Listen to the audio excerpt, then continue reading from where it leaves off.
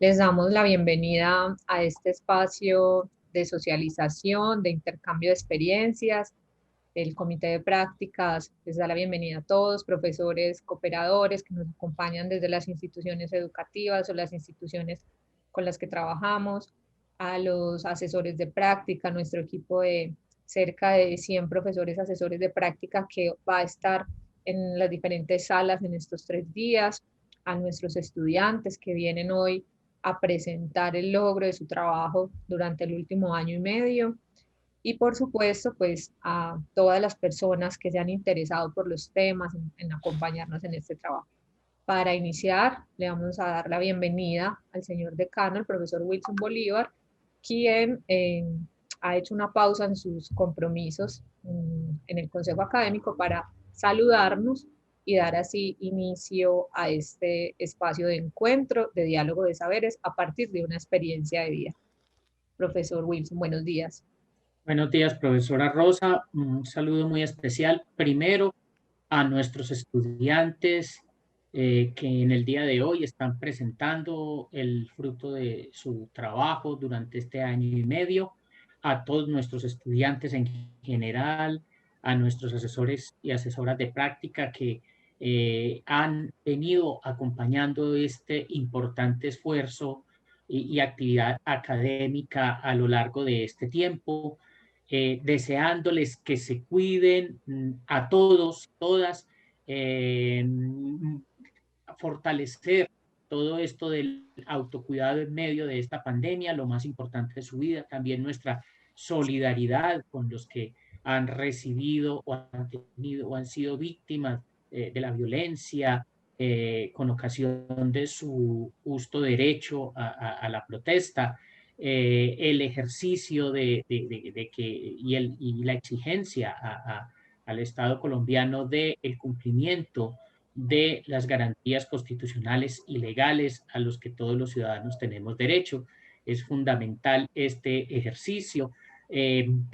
Ustedes son los que brindan todo este proceso de aportar soluciones a la sociedad.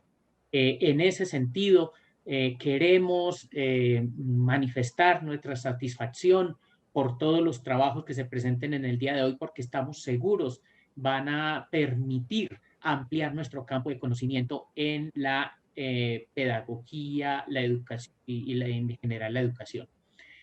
Un saludo muy especial a nuestro querido maestro, el profesor Alberto, nuestro gran maestro, que nos da un inmenso placer verlo en el día de hoy. No sabe, profesor Echeverry, lo bueno que es verlo después de todos estos meses. A nuestra querida profesora Yólida, a la profesora Marilyn Borja, operadora, a la profesora Marcela Chaverra Álvarez y a Dorian Arley Herrera Palacio, maestros en formación que inician este proceso en el día de hoy y que esperamos ver unos trabajos maravillosos. Nuevamente, nuestro saludo, nuestro deseo de que sigan haciendo trabajos excelentes. No olviden nunca su compromiso con la sociedad, el compromiso con las comunidades. El ser maestros muy buenos implica también un conocimiento riguroso de nuestros saberes específicos y nuestras disciplinas, aunado obviamente al gran saber fundante que es la pedagogía, como lo es en nuestra Facultad de Educación. Mis felicitaciones a todos nuestros maestros y maestras cooperadoras también, a nuestros asesores y a la profesora Rosa María, que hace un trabajo impecable. Mi reconocimiento, profesora, porque usted y nuestros coordinadores de práctica de cada programa han hecho un trabajo excelente, un trabajo maravilloso y siempre han respondido con lujo a todos los retos que esta facultad se ha puesto en sí. Muchísimas gracias a todos ustedes por estar acá y siempre nuestro respaldo como Facultad de Educación a sus iniciativas. Muchísimas gracias. Gracias, profe Wilson, por acompañarnos y por darnos este saludo que nos instala este evento de socialización de trabajos de grado. Los saludo, como ya han dicho mi nombre, soy Rosa María Bolívar, la coordinadora general de prácticas de la facultad y les reitero esta bienvenida a esta socialización que sin duda es una socialización que va a estar marcada por lo que ha sido esta experiencia en el último año y medio. Vamos a tener a lo largo de estos 3 días la presentación de unos 70 trabajos de grado. En estos 70 trabajos de grado, por primera vez vamos a tener la socialización de trabajos de grado de la licenciatura en básica primaria. Unos 22 trabajos de esta licenciatura se van a presentar.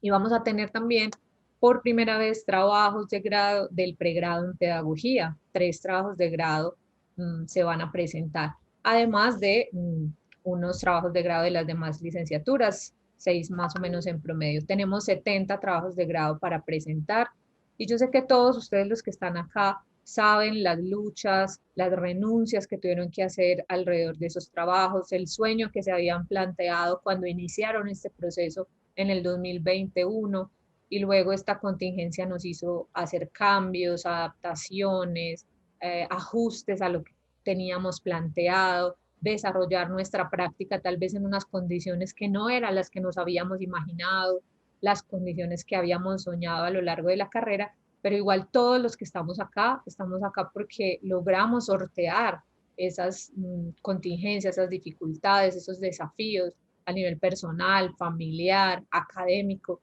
Y antes que nada, creo que todos nos tenemos que dar una felicitación por haberlo logrado. Estamos aquí porque lo logramos, profesores, asesores, profesores, cooperadores y estudiantes. Y desde esa perspectiva quiero invitarlos a que cuando hagamos esas presentaciones en nuestros trabajos, en las 19 mesas que vamos a tener a lo largo de estos 3 días, nos enfoquemos en lo que pudimos hacer, en lo que pudimos lograr, en cómo salimos adelante. No nos quedemos lamentando lo que no pudimos hacer, las situaciones adversas que tuvimos, porque aquí llegamos porque pudimos construir un producto académico, porque pudimos sacar adelante nuestra práctica, porque aprendimos muchísimo en este último año y medio, en esta práctica que estuvo asignada en medio de la contingencia para todos ustedes. Quiero invitarlos a eso, a que veamos cada cosa que hicimos como un logro no solo personal, sino también colectivo, y que ese sea como el espíritu que nos acompañe en estas mesas que vamos a tener el día de hoy. Sé que estas condiciones en las que ustedes a lo mejor desarrollaron la práctica no fueron las ideales, pero son las condiciones que los hicieron aprender y crecer y que los tienen preparados para salir adelante al mundo, a seguir construyendo comunidades académicas, a trabajar como maestros, como pedagogos y a seguir aportando a la sociedad. Quiero invitarlos a que se unan con nosotros en las 19 mesas. Vamos a tener cada día, en la mañana y en la tarde, de manera simultánea, 4 salas.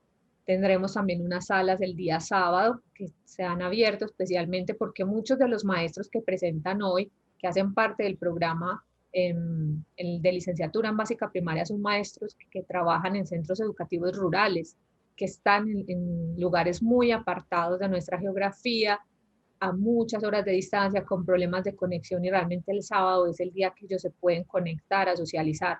Los invito a que, si podemos, los acompañemos también el sábado en estas presentaciones. Y a quienes no se puedan conectar simultáneamente o les sea muy difícil escoger entre una mesa y otra, recordemos que todas las mesas son grabadas y posteriormente se suben al canal de YouTube de la facultad, y a través de ese canal pues podemos acudir a ver las presentaciones que sean de nuestro interés. Más adelante, más yo creo que en una semana ya ustedes van a poder encontrar todas las grabaciones allí dispuestas en el micrositio de prácticas de la facultad. Los invito entonces a que no dejemos a los compañeros solos, a que participemos con alegría de estas presentaciones. Bueno, sin más preámbulos, hemos invitado para el día de hoy a 4 personas que han vivido de manera muy especial esta experiencia que hemos tenido en este último año y medio, a participar de un conversatorio que se ha denominado Trayectos de Formación en Tiempos de Contingencia. Creo que todos aquí podríamos intervenir en ese conversatorio porque nuestra formación va a estar asignada y nuestra historia de vida está asignada por esto que nos está pasando y nos ha acontecido. Y de manera especial vamos a tener en este conversatorio a la profesora Yolida Ramírez Osorio y al profesor Jesús Alberto Echeverri, asesores de práctica. Ellos son asesores y han sido asesores desde hace muchos años en varios de nuestros programas, que todos reconocemos y les agradecemos por estar acá. A la profesora Makerlin Borja Maturana, que es una profesora cooperadora, y a Yurani Marcela Chaverra y Dorian Arley Herrera, maestros en formación, para conversar sobre trayectos de formación en tiempos de contingencia. Este conversatorio va a estar moderado de manera muy especial por la profesora Erika Areiza. La profesora Erika es la coordinadora de prácticas de la licenciatura en literatura y lengua castellana, y ella va a ser quien conduzca este conversatorio. Junto con ella también le doy la bienvenida, el saludo y los agradecimientos a los demás coordinadores de práctica de la facultad que nos acompañan y que también han tenido que hacer mucho trabajo, redoblar sus esfuerzos para sacar adelante estos procesos de práctica en este año y medio. Entonces, un saludo también a los demás compañeros, coordinadores de práctica, que estoy segura que estudiantes y asesores agradecen también el acompañamiento que ellos les han dado. Sin más preámbulo, entonces, Erika, te doy la palabra para que nos acompañes en la moderación de este conversatorio. Buenos días, profesora Rosa, muchas gracias. Un saludo muy especial para todos y todas, asesores, maestros y maestras en formación, cooperadores, que nos acompañan en el día de hoy. Bueno, la invitación para los que van a participar en este conversatorio que hemos denominado Trayectos de Formación en Tiempos de Contingencias es si de pronto les es posible activar la cámara, y si no, pues si tienen dificultades para eso, estaría bien, como para que, bueno, acá están. Entonces, un saludo, profe Alberto, profe Yolia. Ellos fueron asesores con trabajos de grado que tuvieron, digamos, como centro de práctica la institución educativa Eduardo Santos. La profesora Mayerly Borja acompañó también desde su lugar de cooperadora un proceso llevado a cabo en la institución educativa San Pablo de la comuna 3 de Manrique. Y tenemos también a dos maestros y maestras en formación de la licenciatura en básica primaria con experiencia también en el contexto rural y urbano.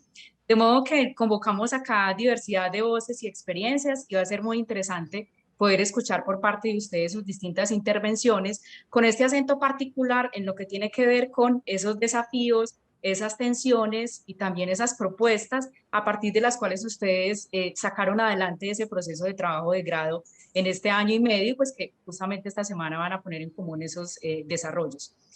Sin más preámbulos, quisiéramos entonces extenderles una pregunta para que cada uno desde su rol nos cuente cuáles fueron justamente esos aprendizajes y esas tensiones vividos a lo largo de este trayecto a propósito de la contingencia, ¿no? De esa emergencia sanitaria que se declaró en marzo y de pronto no pudimos volver a la escuela, de pronto los vínculos a los que estábamos acostumbrados no pudieron sostenerse. Esos guiones, esos libretos, esos trayectos que se habían trazado sufrieron también, digamos, cambios, sufrieron transformaciones.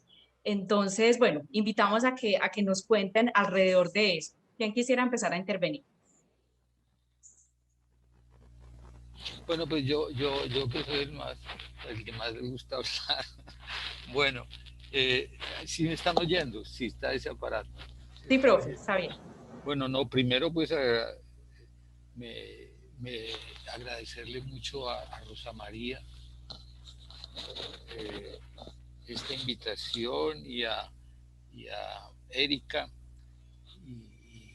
y a la facultad en general. Pues hay una cosa que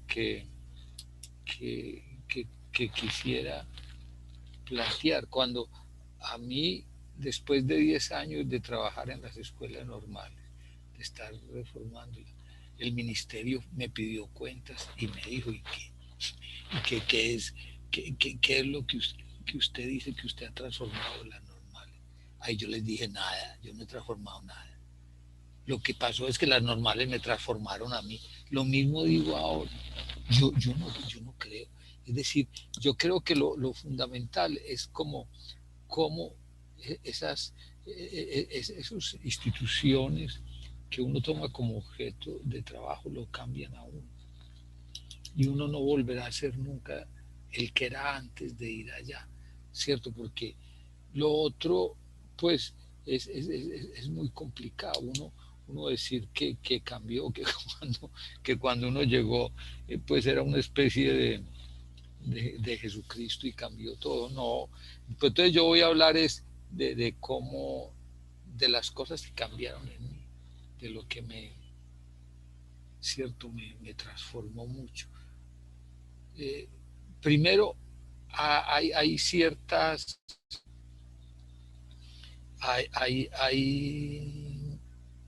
mire, por ejemplo, una vez, pues ahí me invitaron a la reunión de los mejores 25 investigadores que tenía la universidad.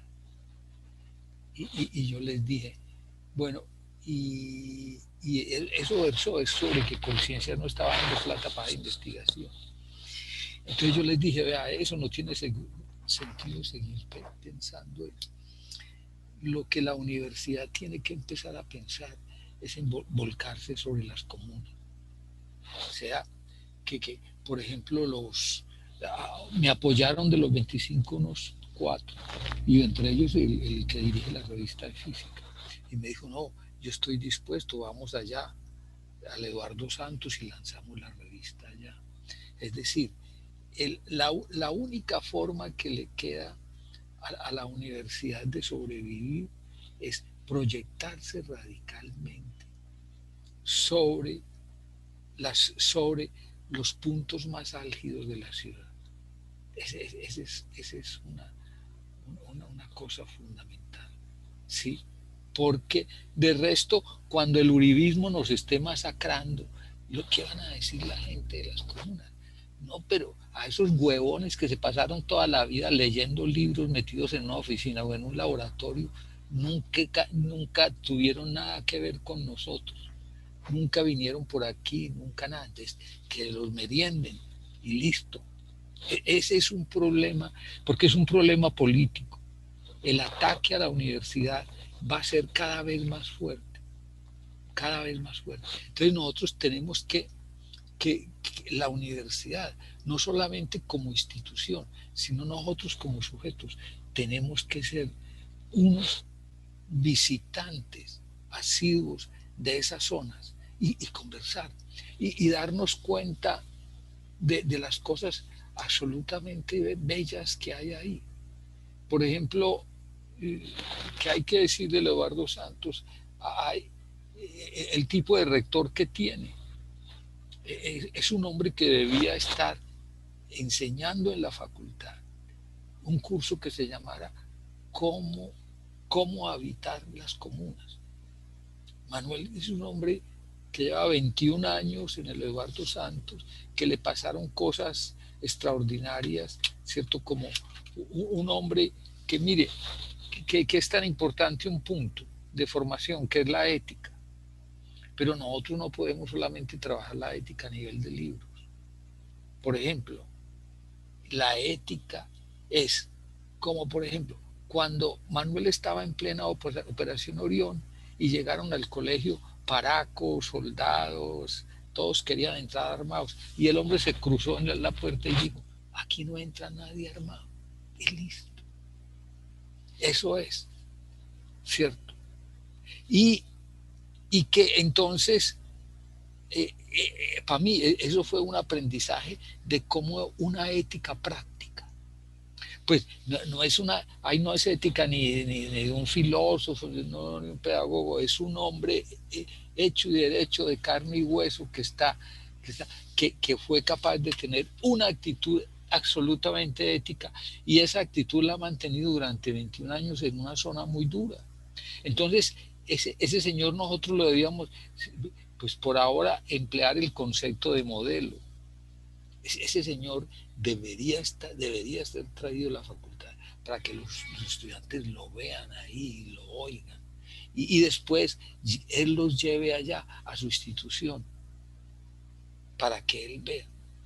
Ahora voy a tener el placer de llevarlo a Cali y ponerlo en contacto con los rectores de las zonas más duras de Cali, que es un trabajo que el Grupo de Historia de las Prácticas empieza a hacer la semana entrante, el martes a las 5 de la tarde. Están invitados. Vamos a hacer un conversatorio con el rector del colegio más tremendo allá, con el secretario de Educación de Cali, con los muchachos y los profesores de ese colegio que ha sufrido tremendamente en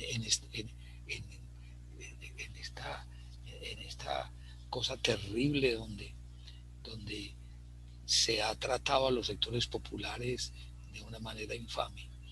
Entonces, por ejemplo, este hombre, ¿cierto? Son los hombres que pueden venir y darle una gran lección a todos nuestros estudiantes de práctica y a los que no son de práctica. Entonces, yo creo que, porque es muy importante el contacto íntimo de la facultad con la situación que estamos viviendo actualmente. Eso es muy importante. Sí.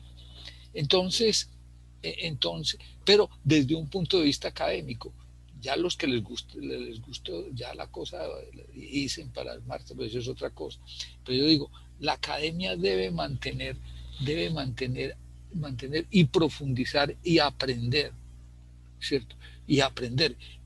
Yo no voy, por ejemplo, a ese colegio de Cali a hablar huevonadas, no. Yo voy a aprender. No voy a enseñarle a los muchachos nada, porque hay que ver cómo es que están viviendo una situación de esas tan duras. Y los profesores y eso. Entonces yo creo, una primera lección entonces grande que aprendí de allá, del Eduardo Santos, es encontrar, ¿cierto? Un maestro que me recuerda, eso sí, que me recuerda a maestros como Pestalozzi, ¿sí? Que vivió también las guerras, que en Alemania decían en 1811 que fueron los maestros que formó Pestalozzi los que derrotaron a Napoleón. Bueno, o como Makarenko, en medio de la revolución bolchevique en 1917-16. Entonces, ese fue como el punto que me conmovió profundamente. Lo otro es que ese hombre construye una institución, y esa institución es el museo. Es un colegio con un museo donde está, porque hay una cosa muy grave. El problema es que no tenemos, hay un problema realmente, somos un pueblo sin memoria. Pues los estudiantes de primer semestre, pero no solamente los estudiantes de primer semestre no saben quién fue Gaitán, ¿cierto? Cuando empezó la pandemia, lo primero que yo hice es, no, traigan al papá a la clase, traigan a la mamá y traigan también al jíbaro del barrio a ver cómo está la cosa. Así es que con esto se han empobrecido mucho. Y todos los amigos que tengan en el mundo, y llegó gente del Brasil, que digan qué está pasando en el mundo con esa pandemia. Entonces, es decir, esa situación de que yo traigo la gente de todo el mundo a mi clase, que los papás pueden seguir estando en las clases, viviendo en las clases, tiene que ser una cosa que se generalice. Eso es una cosa clave. Hay que tener un contacto íntimo con los padres de familia, íntimo y con las familias. Y la práctica es, yo creo que lo más apropiado para mantener ese contacto. Porque es la única forma de mantener esta sociedad y poder enfrentarnos a aquellos que quieren acabar la poca democracia que hay en esta sociedad. Entonces yo creo, ese primer punto es un maestro que vive la ética. Ese es el punto número uno. Un maestro que vive la ética. Y el segundo es que crea una institución que va a ir contra el olvido. García Márquez fue el primer tipo que entendió ese problema, de que García Márquez nos dijo, estamos hechos de olvido. Por eso es lo que pasa, por eso es que la gente podía votar 1000 veces por Laureano Gómez, 30, 40, todas las veces que sea, porque no tenemos memoria. Entonces, lo mejor que yo he encontrado hasta ahora para derrotar esa memoria, ese olvido, para derrotar ese olvido que es terrible, por ejemplo, es ese trabajo que hace Manuel allá en el Eduardo Santos, construir un museo para que no olvidemos, porque es que quieren que olvidemos, ese es lo más grave que hay en este momento. Por eso nos encerraron y creyeron que con el encierro iban a poder, con el encierro iban a poder hacer que nosotros aceptáramos la ignominia de esa reforma de la salud, por ejemplo, y de esa ignominia de la otra reforma, ¿cierto? Pero no, fracasó absolutamente eso, fracasó eso. Entonces, ese es un punto clave. Ahí es decir, hay un segundo gran problema. Es decir, ¿qué es el segundo? Se crea una institución para acabar totalmente, para pelear contra el olvido. Una institución que va a tener, que tiene,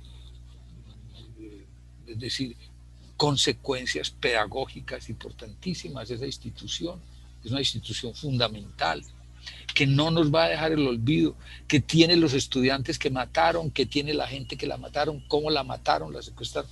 Es decir, toda esa gran masacre, Porque es que, mire, yo me aterraba que cuando yo daba un seminario para doctores que venían del extranjero, muchachos de la universidad que iban a entrar, y esos muchachos no sabían quién había sido García Márquez siquiera, esos doctores no sabían quién había sido García Márquez. Entonces, no solamente es un olvido los muchachos de las comunas, y no los profesores universitarios, que se les olvida, porque como cuando se doctoran terminan trabajando y funcionando en función no de su patria, de su país, sino de los países donde se graduaron. Y con los grupos de investigación donde se graduaron. Entonces es un problema. Entonces me enseñó Manuela una cosa: cómo derrotar el olvido. Derrotar el olvido. Entonces, ¿cómo será entonces? Se podrá hacer también algo parecido, por ejemplo, en las facultades de educación. Las cosas importantísimas que ha habido, son inmensas. Que podamos claro, tener. profe. Entonces, digamos que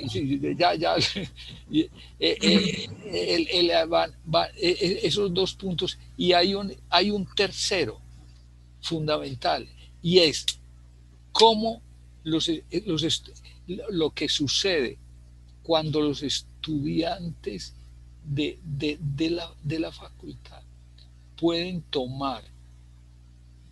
aprender profundamente y estudiar a otros maestros. Es decir, ya ellos no van simplemente a aprender de los maestros de ese colegio, no, van a aprender, esa es una cosa fundamental, pero ellos se van a volver también maestros de maestros. Es para mí la experiencia que creo que se da. Entonces, son esos tres puntos que yo creo que tienen que transformar a nuestros estudiantes, y que ojalá se encontrara un mecanismo para que desde el primer semestre ellos tuvieran presencia en esos barrios y en esas comunas. Gracias, profe. Gracias, profe, muy amable. Usted, profesora Yolida, el profesor Alberto subraya algo que es muy importante dentro de los procesos de práctica, y es justamente ese carácter situado, esa posibilidad de habitar los territorios. Pero, pues, a propósito de esta contingencia y de esa imposibilidad para ese acceso a estos lugares, en particular a la institución Eduardo Santos de la Comuna 13 de Medellín, ¿Cuáles fueron esas rutas, esas alternativas, esas configuraciones que ustedes se dieron en ese proceso de desarrollo de trabajo de grado para que esto tuviera sentido y pudiera lugar? Bueno, muchas gracias por la invitación. Yo creo que estos espacios siempre son muy necesarios como para ver inclusive y vernos. Muy complacida de ver a mi amiga Mayerly por acá. Bueno, yo creo que los desafíos siguen siendo cotidianos y son permanentes. No paramos de aprender y no paramos tampoco de desaprender. Yo creo que empezando la pandemia, marzo, abril y mayo más o menos, fue todo un caos para nosotros, pues inclusive nos sacaron del espacio de confort llamado escuela, donde teníamos unas rutinas, unos rituales y donde habitábamos unas vidas en compañía pues como de los estudiantes y de las comunidades. Los aprendizajes han sido muchos, pero creo que hay una sinergia un poco como en la vida en lo que está planteando el profe, y es el tema de sostenernos, sostenernos padres de familia, sostenernos estudiantes, sostenernos comunidad, profesores, administrativos, maestros en formación, nosotros también como asesores, que también vamos a aprender de una manera pues articulada como a esos saberes que los maestros en formación llevan a las instituciones educativas. Nosotros inicialmente pues entramos también en caos, ya los estudiantes como con muchas angustias, pues porque llegaron a la institución y en marzo ya les dijeron hasta luego. Las instituciones en un principio dijeron también chao, en un silencio sepulcral, un poco también acomodándose al tema de la virtualidad, al tema de identificar quién tenía mecanismos y herramientas de comunicación, al saber cómo íbamos a habitar la escuela por fuera, la escuela pues como en los alrededores de la escuela. Y por fortuna contamos con unos estudiantes, con unos maestros en formación que se dispusieron a lo que la institución misma presentó. Entonces empezamos con la virtualidad, empezamos a generar contenido de otra manera, a habitar los espacios académicos que la institución nos facilitó, página web, emisoras, medios de comunicación como el periódico virtual de la institución, grupos de WhatsApp, Facebook Live, como todo, guías físicas y la construcción de esas guías también. Los estudiantes estuvieron, los maestros en formación estuvieron, diría yo, al nivel de lo que las instituciones educativas plantearon, y también creo que salimos rápido del estupor que generó el retiro de las instituciones educativas. Creo que los estudiantes en formación nos sostienen también a nosotros como asesores, al profe Alberto y yo, y también al profe Hamilton, que estuvo todo el tiempo acompañándonos, porque la academia de alguna manera es la posibilidad también de respirar y de hacer que la vida sea más amable, y también de responder a esas comunidades educativas con las que nos responsabilizamos. El profe Alberto, para terminar, tiene un texto que se llama La Escuela en Silencio, de un libro que escribieron el año pasado, que se llama Confinados en las pantallas, la escuela virtual, y hay un apartado que me gusta mucho, se los voy a leer, es corto.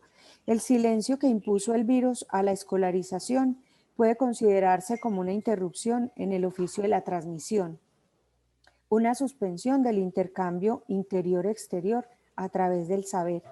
Este silencio nos hace sentir nostalgia de la palabra, de la risa, del grito. Nos hace desear la palabra que implica el encuentro y el contacto. Quizás sea una vía para recuperar el valor de la palabra en educación.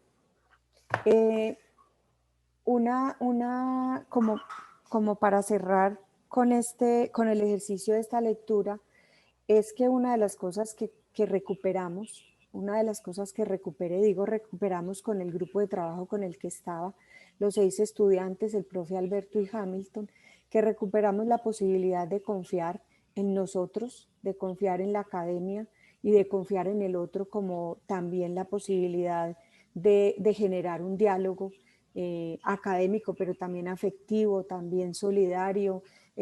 La escuela no es solamente contenido, la escuela también es contexto, también es palabra, también es llanto, también es miedo, también es vacío. Y creo que a todo eso le dimos salida, logramos encontrar caminos para caminar y para llegar al punto en el que ahora estamos, pues para compartir con todos ustedes como las posibilidades y las construcciones académicas que se dieron. Gracias, profe Yolida. Yo creo que de la intervención suya y la del profe Alberto quedan resonando varios asuntos, entre ellos la posibilidad de reconocernos como maestros y maestras de la fragilidad, de la finitud, del quebranto. Y no es un quebranto fatalista, no es algo que nos lleve a la parálisis, sino también a esos espacios creadores. Y creo que ustedes han venido dando cuenta de ello. También lo sugería el profesor Alberto, o sea, ese reto nuestro de mantener ese contacto íntimo dentro de la educación como un bien público. Esa relación entre lo íntimo y lo público me parece que es también muy interesante en todo lo que se ha venido construyendo en esta memoria pedagógica que nos ha asistido en estos últimos tiempos, la posibilidad también de la palabra, como dicen acá en el chat, de la conversación. La profe Yolía hacía también alusión a la forma en cómo los maestros y maestras en formación han logrado sostener también los espacios y han logrado disponerse para una renovación de los vínculos, de los lazos, de las relaciones pedagógicas en últimas. A propósito de ello, qué bueno entonces invitar al maestro y maestra en formación que nos acompañen en el día de hoy para que nos cuenten la forma, algunos asuntos allí de cómo vivieron este trayecto de formación con su trabajo de grado.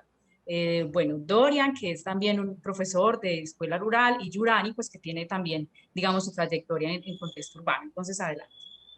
Muy buenos días para todos los que nos acompañan en esta oportunidad. Qué bonito espacio de socialización y de compartir lo que han sido estas experiencias y estas vivencias a lo largo de este proceso de formación. A ver, yo los voy a contextualizar un poco más o me voy a centrar un poco más en lo que ha sido ese proceso de investigación y de formación de estos maestros que, siendo maestros en ejercicio, pues tuvimos la oportunidad de acceder a la academia con la Universidad de Antioquia para seguir cualificando nuestros procesos como profesionales de la educación. ¿Cómo fue ese proceso en tiempos de contingencia? Pues lo primero que habría que decir es, lo decía ahorita la profesora Yolida, es que sí, hubo un remesón que nos sacó de la silla en la que estábamos acostumbrados a estar y a ver las situaciones desde la escuela, y se nos ponen unos retos. Pero yo creo que de eso los retos nos movilizan, los retos nos llevan a emprender nuevas estrategias, nuevas oportunidades. Veníamos desde la cotidianidad de ir hasta las escuelas, en parajes muy apartados, con la mayoría en zonas de muy difícil acceso. Y viene la pandemia y nos pone de manifiesto esa complicación. Pero supimos sortear la situación, supimos a qué acudimos. Acudimos a múltiples estrategias. Una que es muy particular en ese sentido de querer darle continuidad a la escuela, de que el proceso educativo no parara. Los maestros tuvimos que echar mano de la creatividad que nos asiste y que nos caracteriza.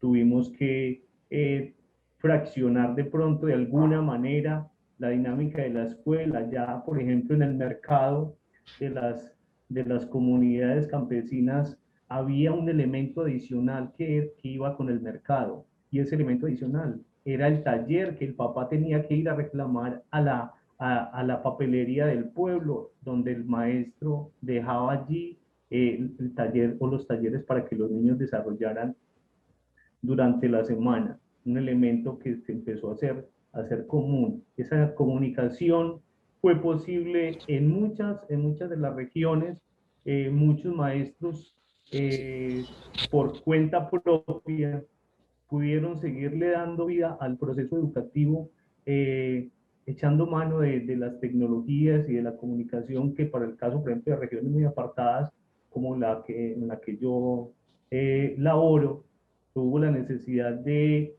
que la conexión con la comunidad fuera sola y exclusivamente a través del celular. Y eso implicaba que estos actores se tuvieran que movilizar hasta ciertos puntos en determinados momentos de la semana, porque no en todos los hogares hay la posibilidad de conectarse, bien sea o no reciben la señal de celular. Entonces eso implicaba que, profe, entonces el miércoles voy a estar atento en tal parte, en el filito tal, porque allá es donde el celular me coge señal. Entonces, para que nos comuniquemos y usted nos dé como las orientaciones o nosotros le hagamos pues como las preguntas respectivas.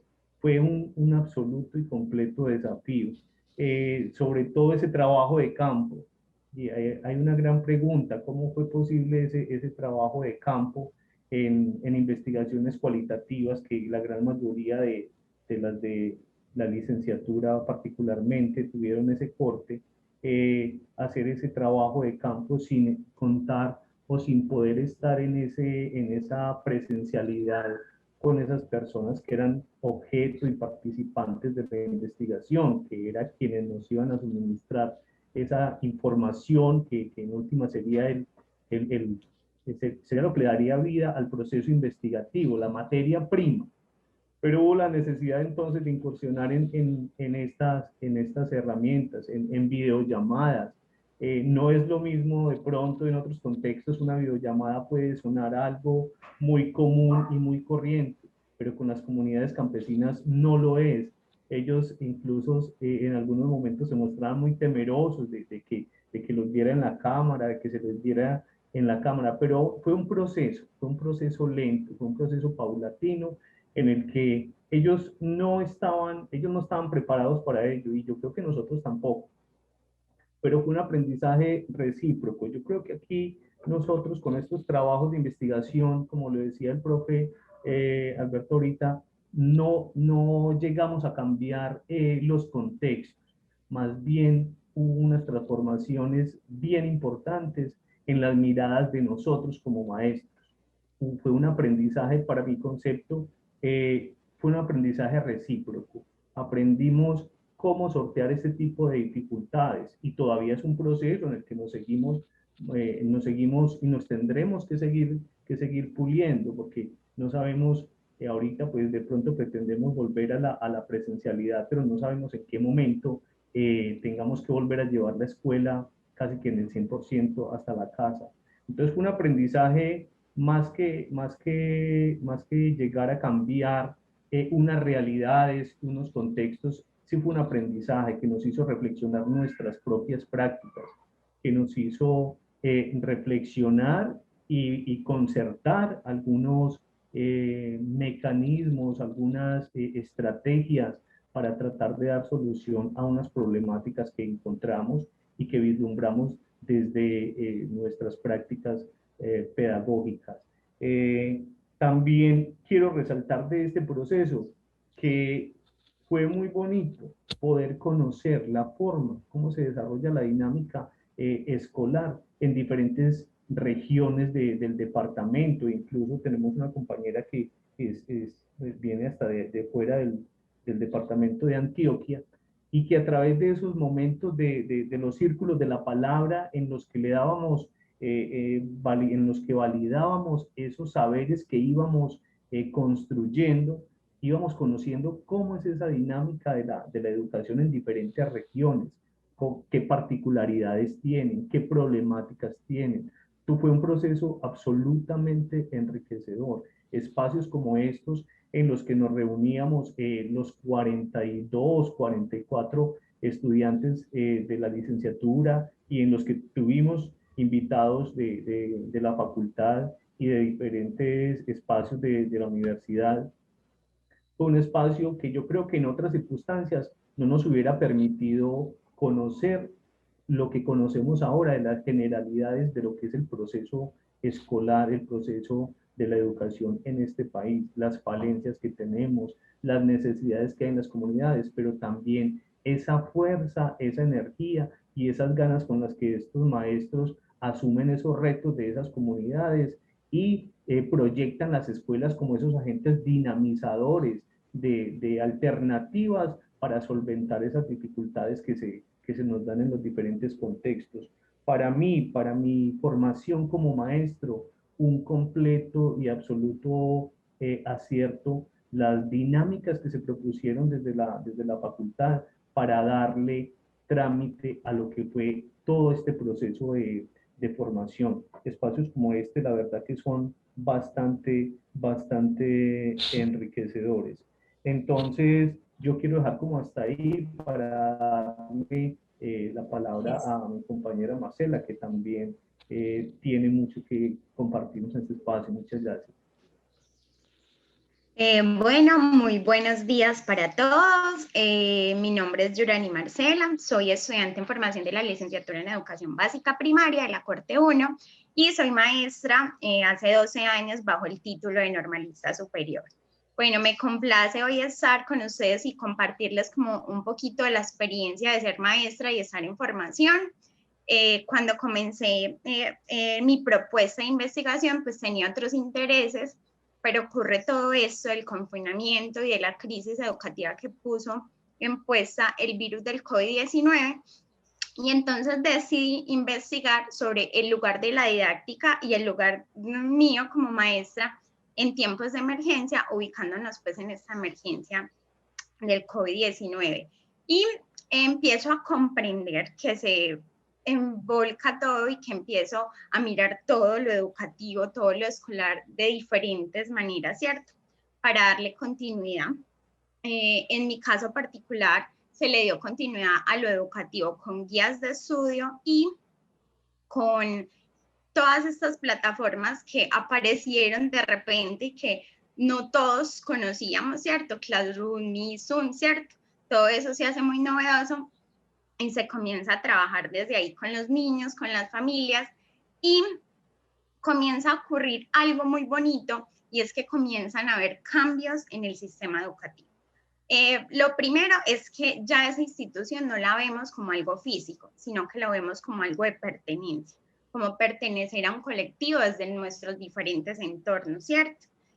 Comenzamos también a visualizar cambios en el currículo, ¿cierto? Los maestros, en este caso de mi institución y mi persona, pues comenzamos a ver que no es posible como trabajar todos esos saberes, todas esas competencias que se trabajan en la virtualidad, y se comienzan a resumir, ¿cierto? Se comienza a pensar en qué deben aprender y qué le debemos enseñar en momentos de emergencia a los estudiantes.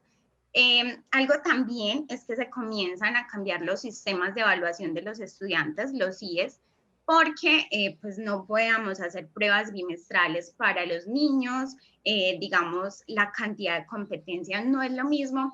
Y algo muy importante es que los maestros entendemos que uno ya no vamos a saber como qué aprenden los estudiantes y cómo lo aprenden, y que no vamos a saber qué competencias mínimas o qué competencias alcanzaron, ¿cierto?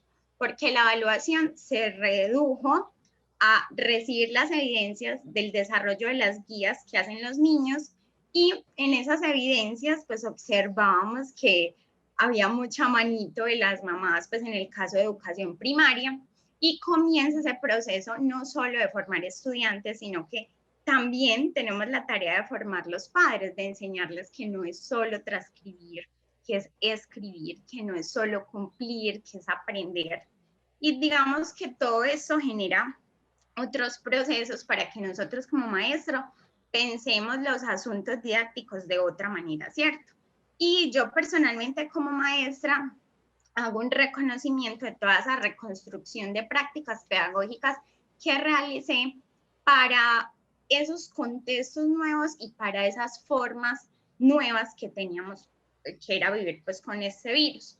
Entonces comenzamos a realizar otras estrategias, a servirnos del contexto, que los niños cocinaran en casa, que fueran al álbum fotográfico y miraran las historias de vida de sus familiares. O sea, comenzamos a trabajar con el contexto, ¿cierto? Entonces, todas estas estrategias, actividades interactivas, manuales concretos, las relacionamos con esa interacción con la familia, con la comunidad y finalmente con la sociedad, pero desde la distancia y por plataformas digitales, ¿cierto? Otra cosa es que como maestra en formación, pues comienzas a reflexionar sobre qué es importante que los niños aprendan, ¿cierto?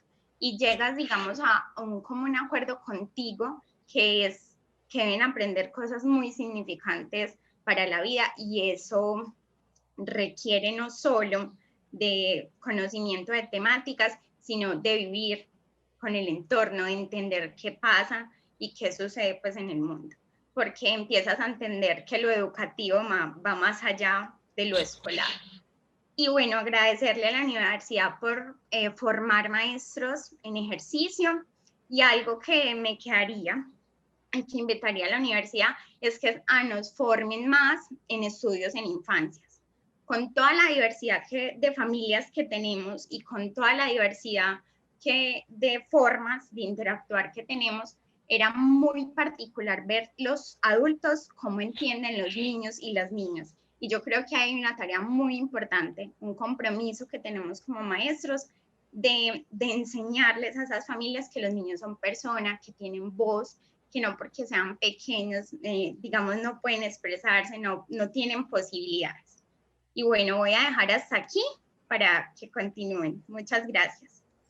Gracias, Dorian y Yurani. De verdad que quedan muchas resonancias, pues a propósito de la pasión y el compromiso con el que ustedes hablan de ese trayecto que vivieron y cómo significó también, digamos, como una transformación muy importante dentro de su proceso de formación. Finalmente, profesora Mayerly, maestra cooperadora, que acompañó uno de los trabajos de grado que se va a presentar esta semana. Profesora Mayerly, ¿qué significó cooperar en medio de todos estos asuntos que usted también como maestra de primaria tuvo que sortear? Bueno, creo que ya los demás han planteado esos grandes desafíos y retos a los que nos enfrentamos, pero como maestra cooperadora, creo que de los aprendizajes más grandes, y como lo planteaba ahorita el profesor, fue aprender mutuamente, ¿cierto? La maestra en formación, Laura, o sea, aprender de mí y yo de ella frente a un acontecimiento nuevo al que nos estuvimos al frente las dos. Entonces creo que en ese sentido lo que nos tocó, de lo que nos tocó echar mano fue de la pasión, de la creatividad y el no darnos por vencidas frente a unas situaciones tan complejas, ese rompimiento del vínculo cercano, del abrazo, del estar allí en el aula o en la escuela, el recorrer los pasillos con los estudiantes, el verlos allí con toda su alegría y vivacidad, al igual que a los maestros y a las maestras, pues fue un asunto muy difícil. Pero a lo largo del tiempo, pues nos fuimos generando toda una serie de estrategias que nos permitieron fortalecer de nuevo ese vínculo. Y de hecho se descubre un vínculo más cercano, ¿cierto? Porque ahora son los padres de familia quienes están al tanto del medio por el que nos comunicamos. Entonces, al estar ellos al tanto, pues, de eso que reclamábamos tanto en la escuela, por ejemplo, el padre no está, que no viene, que no asiste, que viene y lo matricula y deja a los estudiantes allí, pues fue la posibilidad de tenerlos más cercanos. Creo que esos son de los aprendizajes más importantes. Con Laura, entonces, generamos toda una serie de estrategias que nos permitieron estar cerca con los estudiantes y trascender mucho más el asunto de las guías, por ejemplo, ¿cierto? Pensarnos el hecho de la enseñanza y el aprendizaje ahora de una manera distinta, porque ahorita la compañera anterior planteaba un poco el saber si los niños y las niñas están aprendiendo realmente o es o es sus acompañantes, mamá, papá, tío, prima, quienes realizaban las actividades. Entonces eso nos ponía en un lugar distinto. Pero bueno, entonces surge también la estrategia de acompañarlos uno a uno y en ese trasegar de Laura como maestra en formación, o sea, tuvo un rol muy importante. Entonces pienso que en este rol como maestra cooperadora, lo que me generó fue muchos aprendizajes y creo que la compañía de Laura no me dejó derrumbarme. Creo que el trabajo en equipo potenció eso que creíamos de pronto o creí perdido con la llegada de la pandemia, con la retirada de la escuela. Entonces, es esto lo que tengo para decir desde mi experiencia como maestra cooperadora. No, muchas gracias a todos y a todas por las intervenciones. De verdad que quisiéramos extendernos mucho más pues en la profundización a propósito de tantas experiencias que ustedes tienen para contar, pero bueno, lastimosamente pues se nos ha acabado el tiempo porque ya pues a las 10 inicia una de las mesas y también nos queda pendiente la intervención de un egresado de la facultad, una intervención musical. Por lo pronto recoger así rápidamente en clave sobre todo y agradecimiento frente a lo que ustedes nos han planteado y que nos queda digamos como resonando también. Y es, profesor Alberto, muchas gracias por esa invitación, ese llamado que usted hace a seguirnos pensando como maestros éticos, a habitar esos territorios y a apostarle a una escuela que no olvide. Profesora Yolida, muchas gracias por invitarnos también a esas nuevas respiraciones para la educación y para la formación y sobre todo a la posibilidad de sostener esos vínculos. También a los maestros, y bueno, a la maestra Yurani y al maestro Dorian, también por contarnos e invitarnos a reconocer todo lo que sucede en los caminos veredales o lo que sucede en esos vínculos también con las familias o con los niños y las niñas. Yo creo que en esa ruralidad y en esos contextos urbanos, cada uno con sus particularidades, ha habido experiencias muy interesantes que hacen parte ya de esa memoria pedagógica de la que hablaba al inicio en relación con lo que la educación ha logrado, digamos, como inventar, ¿cierto? Construir y crear en este último año y medio para hacerle frente a todas estas emergencias sanitarias y a todos estos confinamientos que incluso antes de la pandemia como tal ya existían en los diferentes contextos socioculturales nuestros. Y profesora Mayerly, yo creo que usted resalta algo y es también ese gesto solidario, esa reciprocidad y esa palabra común que es la que nos permite justamente que nos reafirmemos en una concepción de práctica como lo entendemos en la Facultad de Educación, como diálogo de saberes, como articulación de espacios donde podemos confluir alrededor de una pregunta, alrededor de una apuesta investigativa que en últimas está haciendo una contribución decidida a lo que tiene que ver con la formación de las nuevas generaciones en el magisterio colombiano.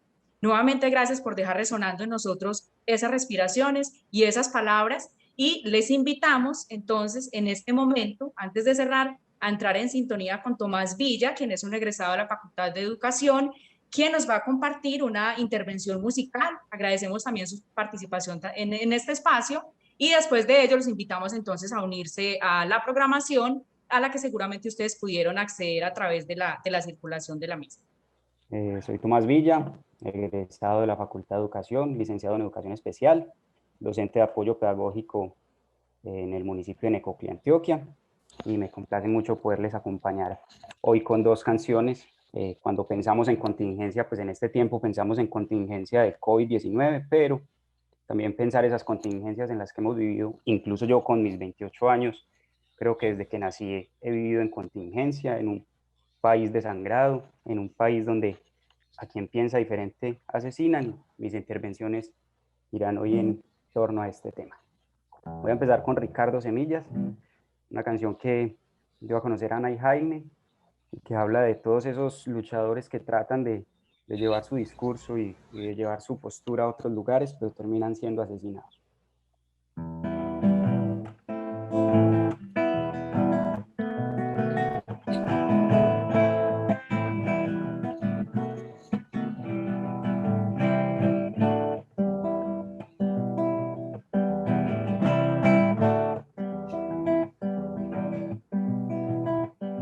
Ricardo bajó a la aldea estrenando amaneceres, silbando canciones frescas sin olvidar sus quehaceres.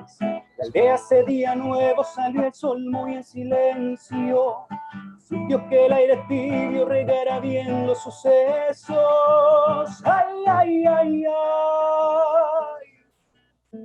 Regara bien los sucesos. Ay, ay, ay, ay. Regara bien los sucesos.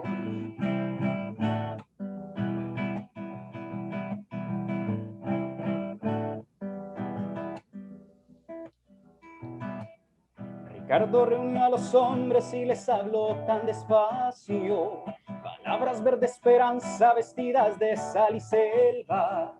Les dijo: la vida es nuestra, también es nuestra la tierra, y las palabras que traigo son semillas también nuestras. Ay, ay, ay, ay. Son semillas también nuestras. Ay, ay, ay, ay. Son semillas también nuestras. Te sigo deseando.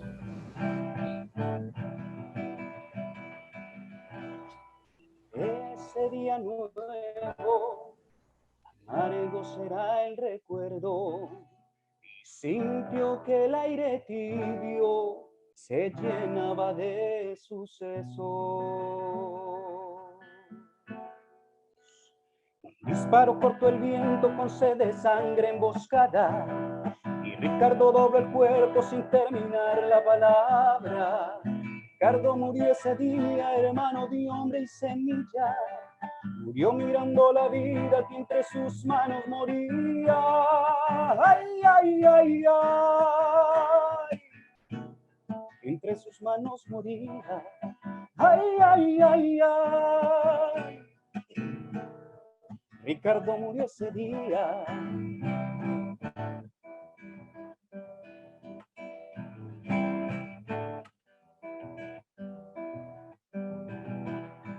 Y muchos mueren hoy día haciendo bien sus quehaceres, mueren sembrando semillas de nuevos amaneceres. La vida es nuestra la tierra. Las palabras que traigo son semillas también nuestras. Ay, ay, ay, ay. Son semillas también nuestras. Ay, ay, ay, ay. Son semillas también nuestras. Ay, ay, ay, ay. Ay, ay, ay, ay.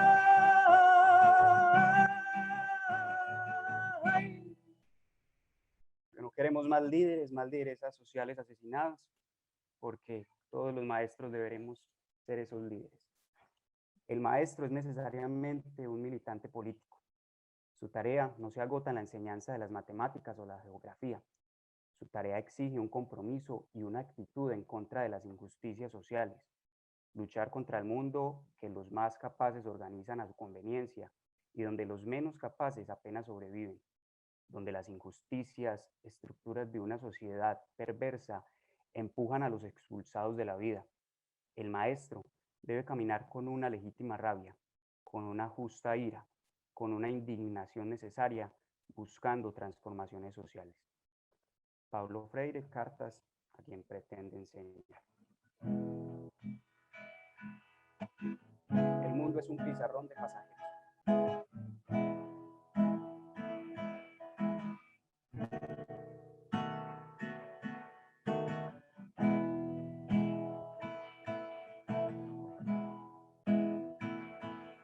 En tu mano hay una tiza, en tu rostro una sonrisa, en tu sueño más inmenso hay un cantar.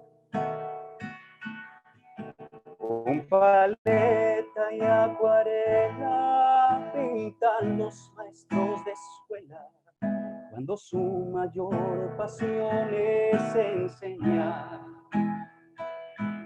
Suave para biología, duro en trigonometría, pero siempre está pariendo humanidad. ¿Cómo hacer para explicarles que esta es otra especie creencias que tú tienes que cambiar. Es el mundo un pizarrón, pongan todo su atención, porque espero que se aprendan la lección. Capitalismo salvaje, hallarás a cada viaje. Para el pobre nunca existe solución. Es el mundo un pizarrón, pongan todos su atención. En mitad de la tormenta estarás vos. Al final de la jornada me dirás que estás cansada, pero que le has puesto todo el corazón.